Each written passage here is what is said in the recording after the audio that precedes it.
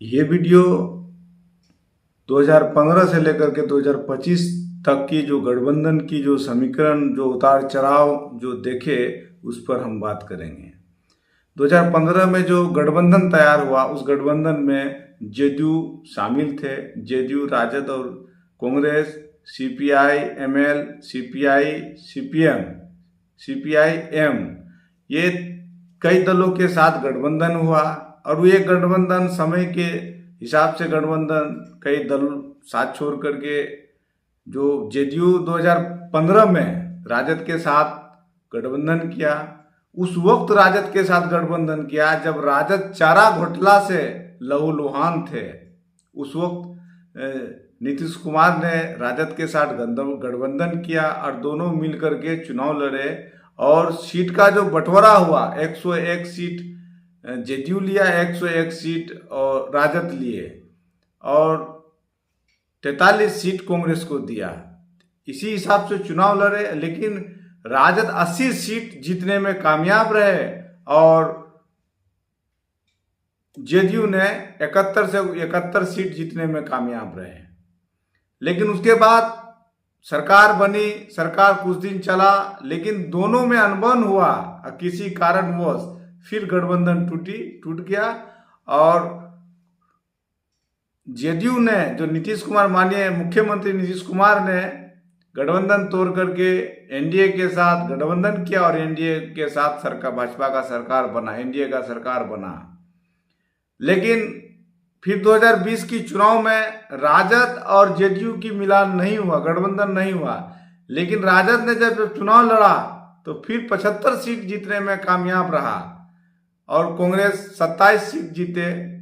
लेकिन कांग्रेस को लगा 70 सीट जीत करके 70 सीट पर चुनाव लड़े और 27 सीट जीते, तो राजद को लगा कि अब हम जेडीयू से बड़ा पार्टी है और मेरे बिहार में सबसे बड़ा पार्टी में बन गया हूं और मेरे बगैर यहाँ कोई दूसरा सरकार नहीं बना सकता है।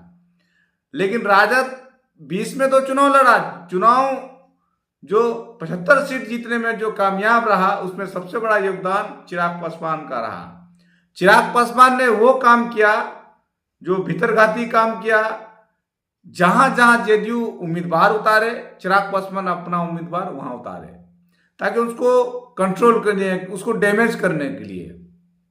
और चिराग पासवान की सहयोग से राजद को 2020 में 75 सीट जीतने में कामयाब रहा। जब वही गठबंधन जब 2025 का चुनाव लड़ा, Congress, Rajad, VIP, CPI ML, CPI M, CPI, इतने दलों के साथ गठबंधन करके जब चुनाव लड़ा तो राजद को महज 25 सीट जीतने में कामयाब रहा, जो कि 143 सीटों पर चुनाव लड़ा और केवल 25 ही सीट जीत पाए। और महागठबंधन 35 सीट, कुल मिलाकर के महागठबंधन 35 सीट जीत पाए। तो इससे पता चलता है कि सबसे आज बिहार में सबसे बड़ा अगर किसी का गढ़ाव है और जनताओं के दिल में अगर कोई राज करता है, वो नीतीश कुमार है। भले कोई एनडीए हो, भले भाजपा उनको माने या ना माने, राजद उनको माने या ना माने, लेकिन माननीय मुख्यमंत्री जो नीतीश कुमार है, आज बिहार में सबसे बड़ा पार्टी है। सरकार जब मन तब सरकार गिराए, जब मन तब अपना सरकार बनाया। लेकिन आज राजद की जो अकड़ थे, राजद की जो घमंड थे, उनके घमंड के कारण, उनके अहंकार के कारण आज बिहार में सुपरा साफ हो गया राजद का। राजद इतनी बड़ी पार्टी, बिहार का सबसे बड़ा पार्टी कहलाता था, आज बिहार में कितने नंबर पर रह गए? तीसरा चौथा नंबर की पार्टी बन गया है राजद।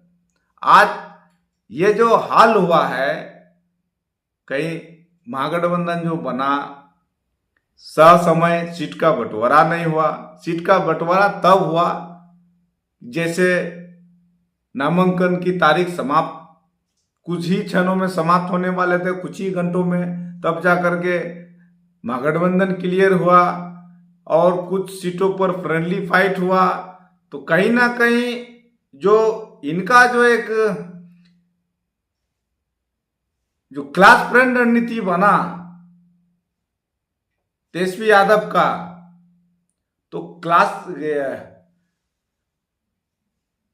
क्लास फ्रेंड के कारण और ससमय सीट बंटवारा नहीं होने के कारण बिहार में इस बार महागठबंधन को भारी नुकसान हुआ।